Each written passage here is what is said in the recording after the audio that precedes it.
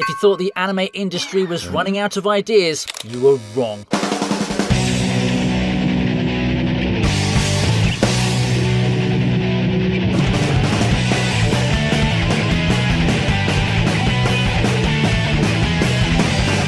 They were just saving the weirdest ones for 2026. This isn't a year for safe bets. It's a year for, wait, they actually animated that? Let's count down the top 10 most anticipated non-sequel action anime of 2026. Usually, when a protagonist tries to hide their power level, it's about as subtle as a nuclear explosion in a library. But A Tale of the Secret Saint takes that trope and turns it into a high-stakes anxiety comedy. 魔物にやられ、致死量の血を流しながら、私が思い出したのは大聖女だったという前世だった。We follow Fia, a girl who wants nothing to do with being a holy saint and everything to do with hitting things with swords. I honestly resonate with the sheer stubbornness of this character. She has the magical equivalent of a cheat code engine but insists on playing the game on hard mode because knights are cooler. It's a hilarious reversal where the Chosen One narrative is treated like an embarrassing medical history she's desperately trying to bury. It's wholesome, it's stupid, and it's surprisingly endearing.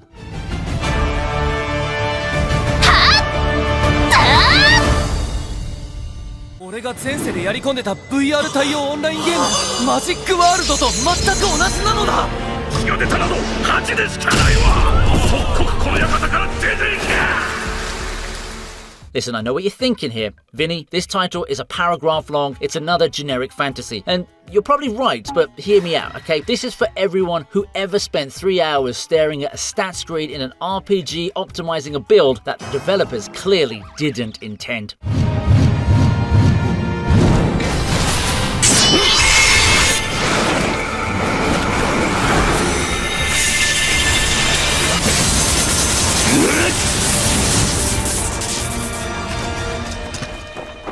The protagonist, Elmer, gets kicked out for having a useless class, only to reveal that he's basically a speedrunner playing a patched version of reality. What makes this stick for me is the combat system. It's not just I scream louder and win, it's nerdy, mathematical exploitation of game mechanics. It feels like watching a pro gamer bully a boss with a level 1 club because they memorize the frame data. It scratches that very specific itch of seeing an underdog win not through the power of friendship, but through the power of having a wiki page in their brain.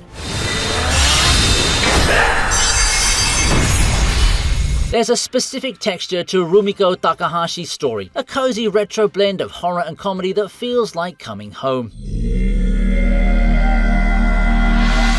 私は死んだことがある。あの時のこと、なんでこんなに思い出せないんだろう。何か聞こえる。 Mao is the spiritual successor to Inuyasha that we didn't know we needed. Instead of animal ears, we get curses, investigations, and a Taisho-era aesthetic that drips with style. I was surprised by how much darker this feels compared to her previous works. It's a mystery thriller first, and a supernatural adventure second. The dynamic between Nanoka and Mao isn't just the usual bickering romance, it's a shared trauma bond over being cursed that feels surprisingly grounded. It's old school, sure, but it's the kind of old school that reminds you why the classics became classics in the first place. It doesn't try to reinvent the wheel, it just rolls it over your face with effortless execution. どういうこと？教えてよ、マオ！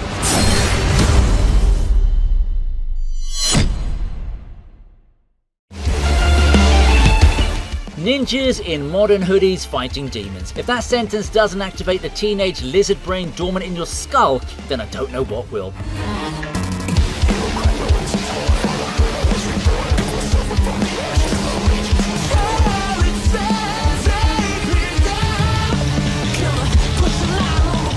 Black Torch is pure, distilled rule of cool. It feels like Bleach and Jujutsu Kaisen had a kid that was raised on aggressive hip-hop beats and urban aesthetic. The hook here is Jiro fusing with a Mononoke cat named Rago. And let me tell you, Rago is the star. He's not a cute mascot, he's a grumpy, ancient entity who hates that he's stuck in a teenager. The banter is top tier, but the visuals are where this show is gonna shine. The manga has some of the cleanest paneling I've seen in years, and if the anime captures even 10% of that ink brush style fluidity, we're looking at the Sakuga showcase of the year. It's loud, it's stylish, and it doesn't apologize for being an action junkie's dream.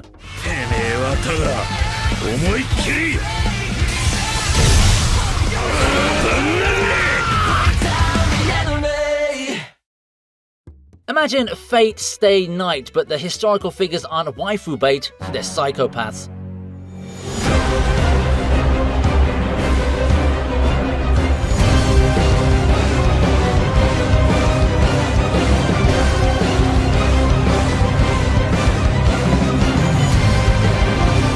Ta 一つでいい。手に入れるんだ。Petals of Reincarnation asks the question, what if you could inherit the talent of a past genius, but you had to die to get it? It's a battle royale of historical fanfiction gone wrong. We have Isaac Newton manipulating gravity fighting against samurai, and look, some of the matchups here are genuinely unhinged, but what I love is the sinner mechanic. If you reincarnate a bad person, you risk losing your mind to their urges. Watching the protagonist try to use the power of a legendary thief without becoming a criminal himself adds a psychological layer that elevates it above a simple death game. It's edgy, yes, but it's that fun, popcorn munching kind of edgy where you turn your brain off and watch Einstein dropkick a warlord. Just taking a moment to remind you to give this video a like. It won't take you long. Come on, go ahead and do it now, and let's get back to it. Thanks. False Memory is the sci-fi action juggernaut that looks like it's going to melt our GPUs in the summer season.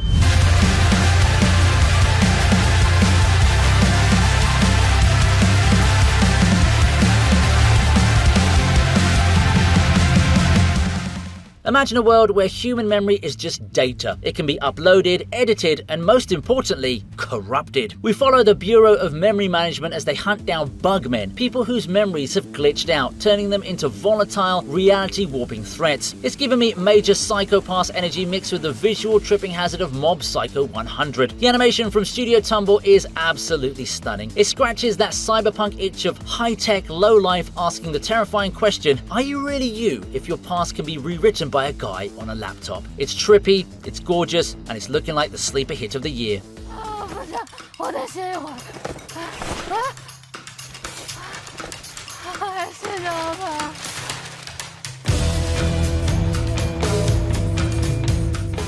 Seed is what happens when you take the high-octane action of My Hero Academia and inject it with an unhealthy obsession with cats.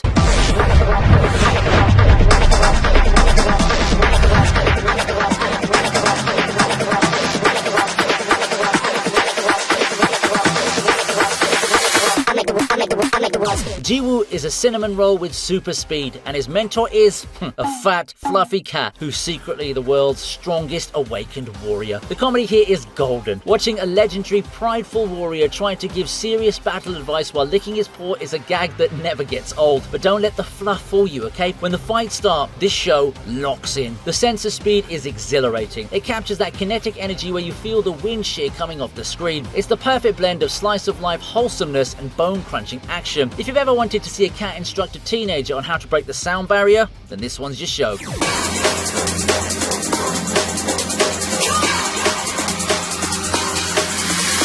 Dating is a battlefield, right? But in Marriage Toxin, that is literal. 契約成立だ。キロ君ってマジでめちゃくちゃ腕が立つわけ？あんたらはクズ人間だ。運命に同感者。毒使いさんですよね。あんたを助けに来た。もう大丈夫だ。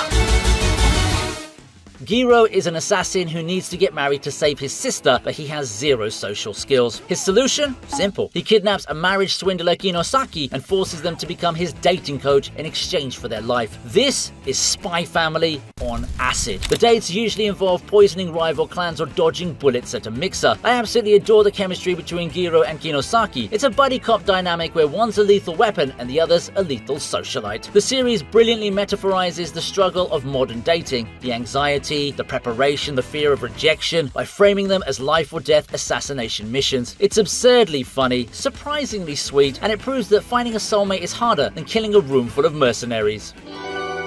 これは毒使いゲロヒカルの婚活物語である。お腹にもう一人いるよ。やっぱり双子だった。夜と昼を分かつ子が生まれてしまった。When Hiromu Arakawa, the creator of Full Metal Alchemist, drops a new fantasy series, you sit down and you listen.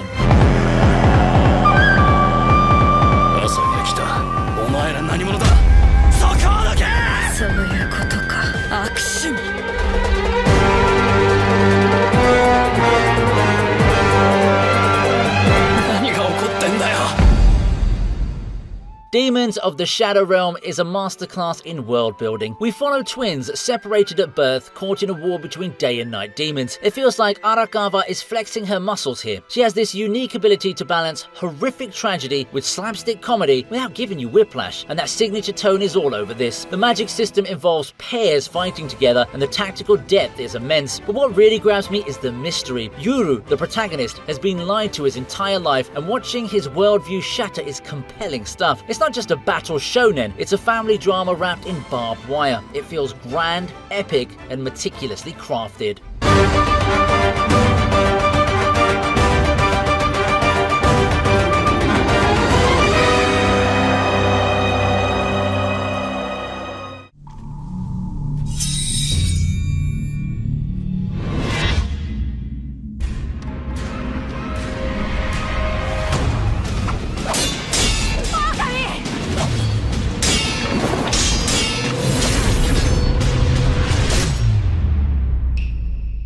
I don't think I've ever been this terrified and excited for an adaptation. Sekiro No Defeat has the impossible task of adapting a From Software game, a studio known for storytelling through silence and item descriptions. But from what we've seen, they chose violence. The focus on the clash, that metallic ping of a perfect parry, seems to be the core visual language of the show. I'm fascinated to see how they handle the wolf's immortality. In the game, dying is a mechanic. In a narrative, it's a curse. If they can capture the sheer oppressive atmosphere of Ashina and the desperate, bloody struggle of shinobi who can't die, this will be a masterpiece. Hesitation is defeat, and I'm not hesitating to call this my #1 pick. Get ready to die twice.